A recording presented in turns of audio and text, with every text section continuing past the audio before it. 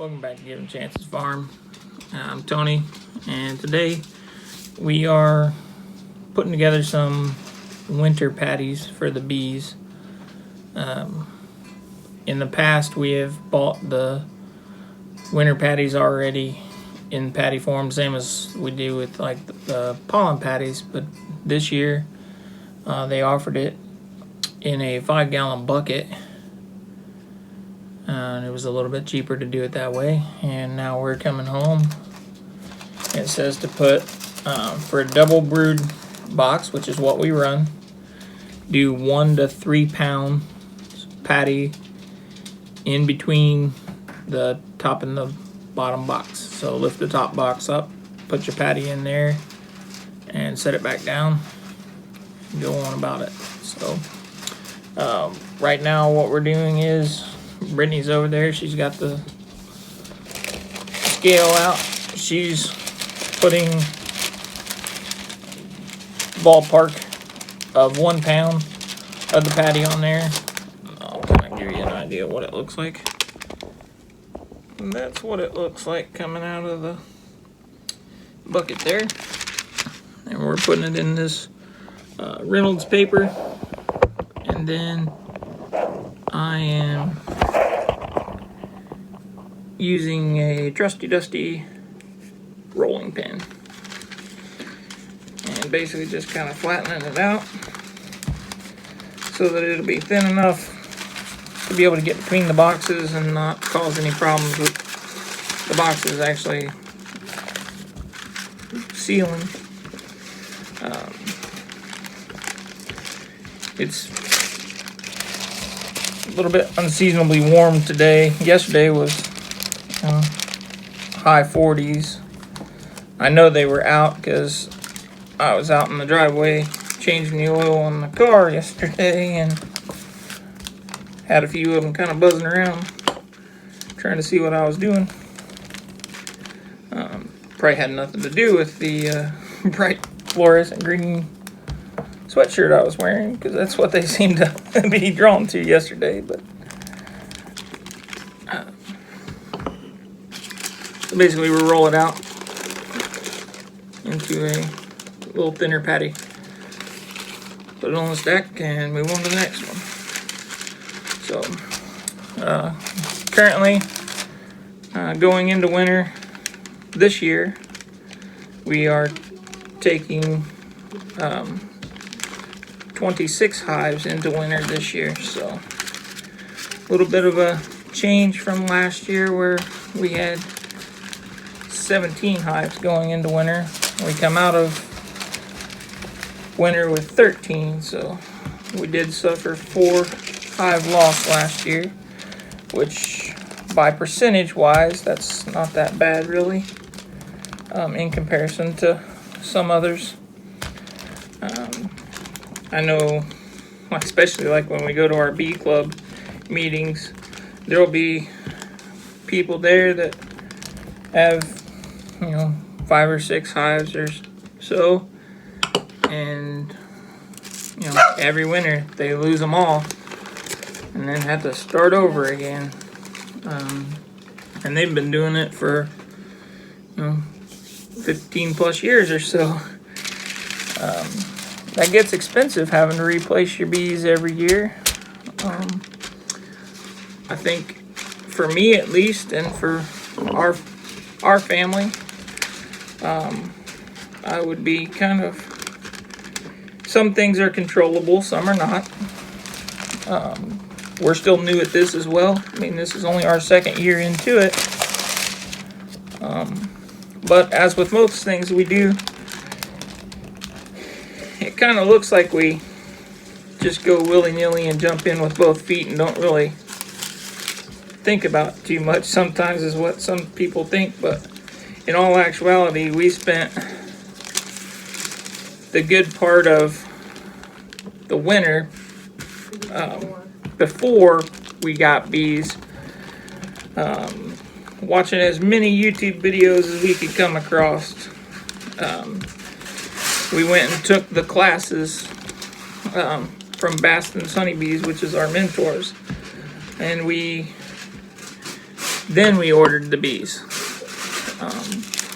And since then, we've been still watching some other YouTube videos to see if there's somebody has a method that we're not using that we think could benefit us. If it does, we talk it over with our mentors first, and then they'll tell us whether or not they've tried it, because they've been doing this for, I think, 16, 17 plus years now. So, you know, they've come across some things that were worked and some things that were mistakes. So they're happy to help us and tell us. You know, they don't hold anything back. If it didn't work for them, they tell us. And along with it is they usually tell us why it didn't work. So I'm not only just getting an answer of, no, it doesn't work. They're telling me why, either that they absolutely know that it didn't work, or at a minimum, they tell us what might have happened that they think caused it. Because all in all, you're still dealing with Mother Nature on this, whether we're dealing with the honeybees or we're dealing with any of the other animals that are here. Because, I mean, at this point where we're at, and the number of hives we have, and let's be honest, the honeybees are livestock as well. And that's the way they need to be viewed for us. They are an enterprise here on the farm that is allowing us to offset the cost of some other things around here, as well as offset the cost of what they cost us, because woodware and equipment, you know, to harvest the honey, that all costs money, so it has to come from somewhere. So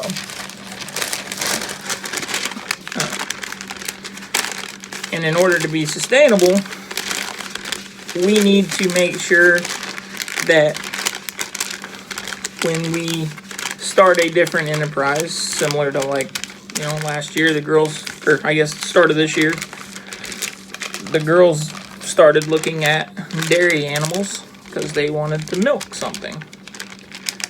Well, they decided that they wanted a milk cow.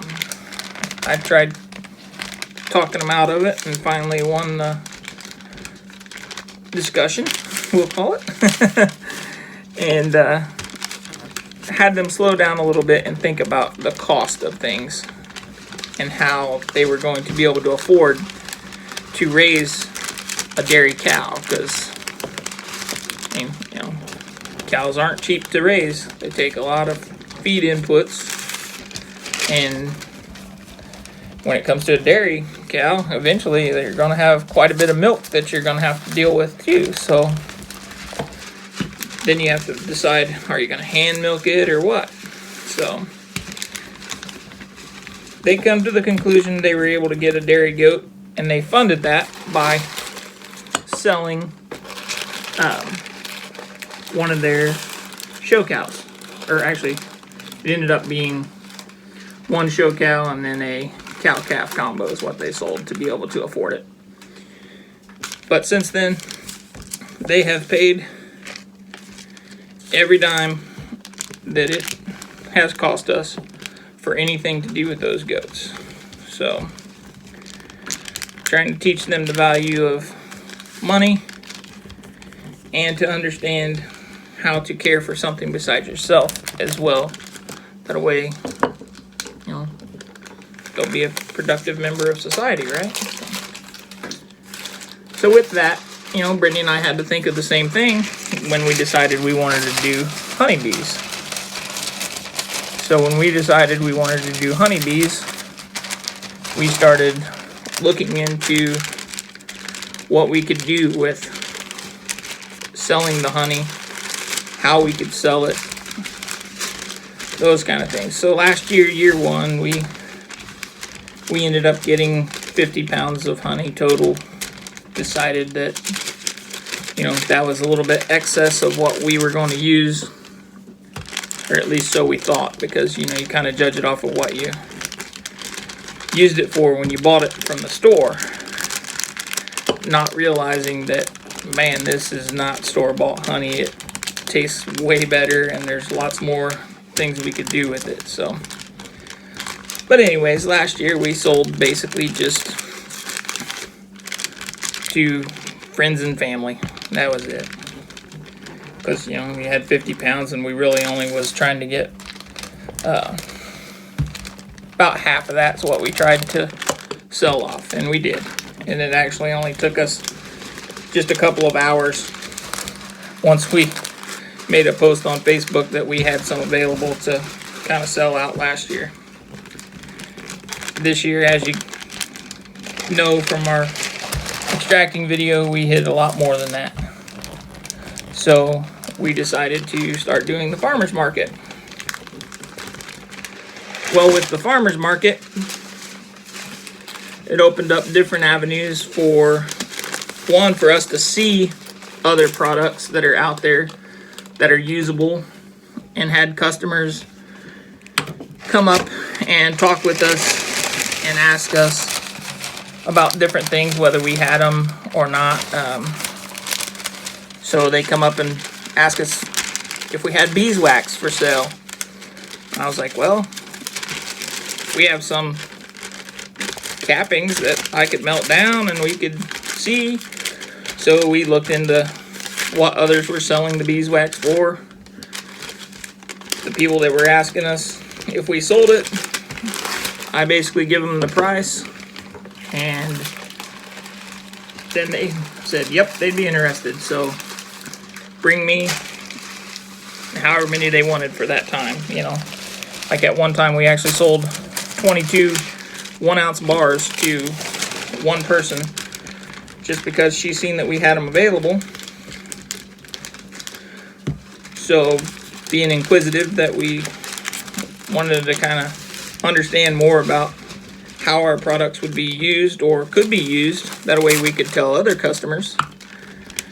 We ask, you know, if you don't mind us asking, what are you using those for?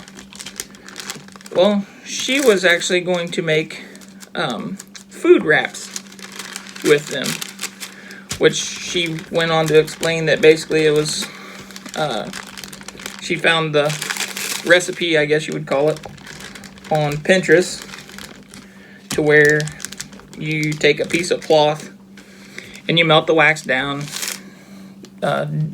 dip the cloth into the beeswax, and then you would basically use it in place of like saran wrap.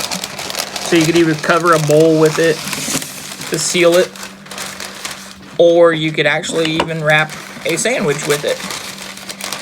And it would be a reusable resource instead of plastic wrap that you would use and throw away.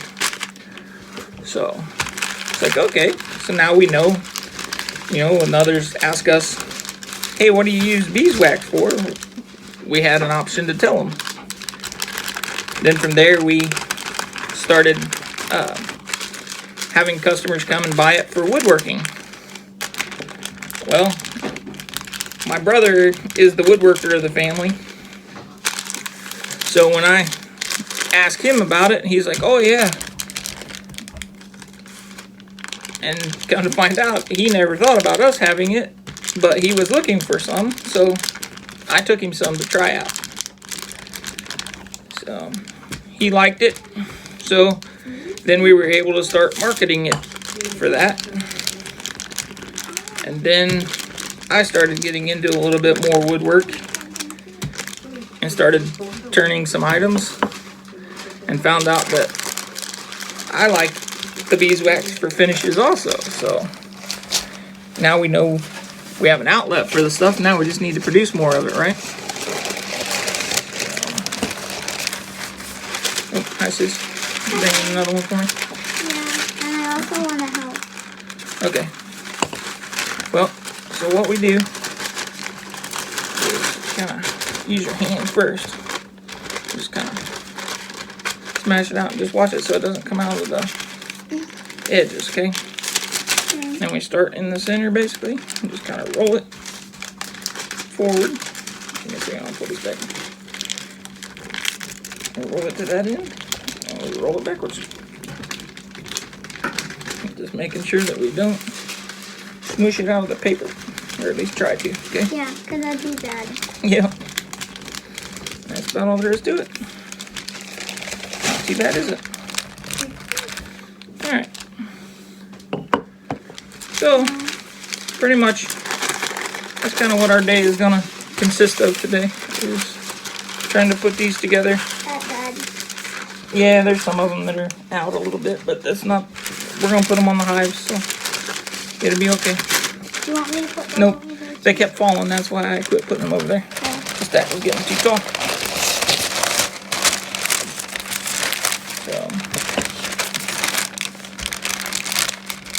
So right now, well, from August until the end of October, we were actually doing farmers markets. So we started out with just one, and then towards the end of the summer, we picked up a second one. And that has allowed us to increase our customer base. And also with that, we've made connections to be able to learn a little bit more about options that are available as far as different places to process different types of animals. Also, different avenues of things that we can raise here on the farm to offset our cost on other things. So I know in the past we have had a laying flock before we actually turned the farm into a business, and we would sell eggs to friends and family, basically, just to kind of take the overages that we weren't eating at the time, basically, is what it was. At one time, Brittany had an aunt that had a bakery for a little while, and she was buying a substantial amount from us, and then, you know, she got to the point where she no longer had that service anymore, so then we had to look for an avenue to do something with the chickens, and we really ended up just we had a whole lot of chicken and noodles for a while, because we took them and had them processed out. So now we're starting to kind of rebuild the flock back up again, and the girls are getting interested in it a little bit more as they get a little bit older. So they are actually wanting to start their own flock next year. So we've been looking through the Murray McMurray hatchery catalog, and they've started looking at the cost of the breed that they want, and they're wanting the blue Cochins, if I remember right. So ever since we bought the meat birds this year, the Cornish cross, and got the surprise chick, which ended up being a Cochin. You know, they liked it with the feathery feet. It's the one that from our other videos we call Penguin. So the girls really like just the whole look of that bird.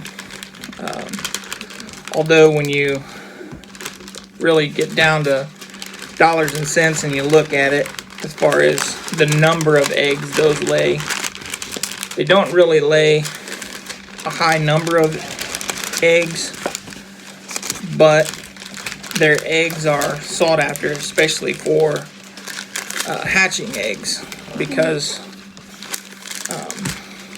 the blue ones are supposedly a little more rare. So when people, they will pay a little bit more for those. So the girls are wanting those to sell as hatching eggs, not as edible eggs.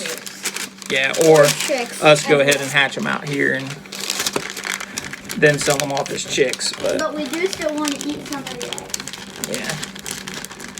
So we'll see how that goes, since, like I said, that'll be their enterprise basically, and we will just do our best to assist them. Because I mean, the other thing that we've learned over the years from raising the different animals that we've had here on the farm is if you're going to the big box stores, say Tractor Supply or Rural King, and buying your feed, the feed cost is pretty substantial, so it takes a lot to be able to offset that, versus we go to the elevator, buy the feed in bulk, and have them grind it for us, and they will mix the feed ration to what the nutritionalist will work with us as to what we have as far as our needs are concerned. So we've had pretty good luck with that, and the price is a substantial cost savings to us. We've run the numbers both ways, and you know, they have a minimum you have to buy of 250 pounds of the feed, but which doesn't take long depending on the animal that you're feeding to get rid of that. So, and we store it in food grade 55-gallon barrels, so that keeps the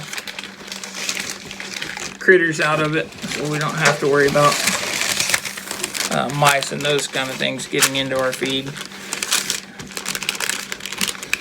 which we've been, even prior to the 55-gallon drums, when we were still buying bag feed from Rural King and Tractor Supply, we had them in the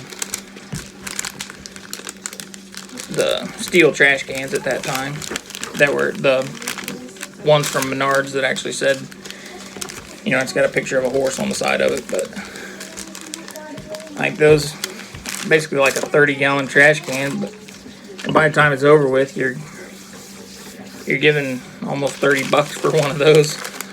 I can buy the 55-gallon food grade barrels right now. I'm getting them for $15 a piece.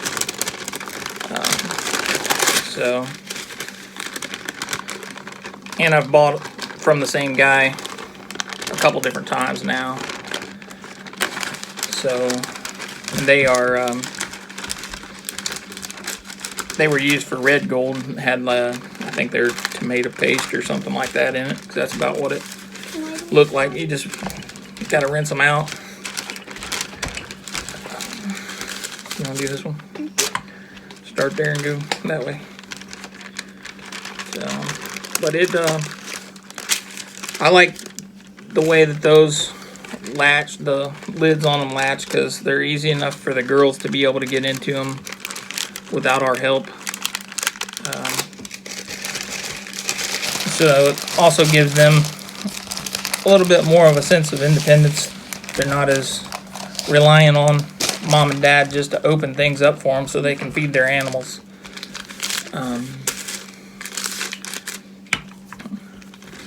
It's kind of nice that, you know, they're getting to the age now where Brittany and I can be like, hey, it's time to go feed, and they can get started on it, and we go out and we help finish, because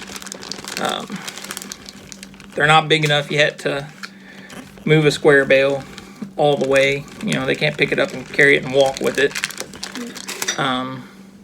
Now they are getting to the point now that they have lifted a few of them working together and thrown them in the bed of the truck, or